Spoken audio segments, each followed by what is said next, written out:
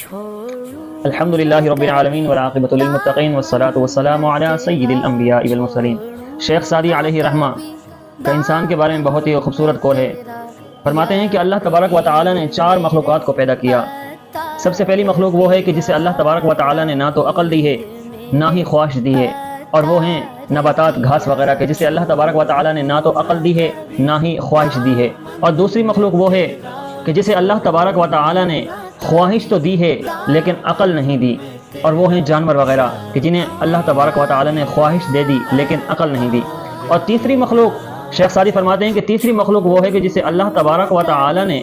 عقل سلیم تو دی ہے لیکن خواہش نہیں دی، اور وہ مخلوق ہیں فرشتے کہ اللہ تبارک و تعالی نے ان کو عقل سلیم سے نوازا ہے لیکن ان کے اندر خواہش نہیں ہے، نہ ہی کھانے کی، نہ ہی پینے کی، نہ ہی کوئی بھی ان کے اندر خواہش نہیں ہے۔ اور چوتھی مخلوق وہ ہے کہ جسے اللہ تبارک و تعالی نے عقل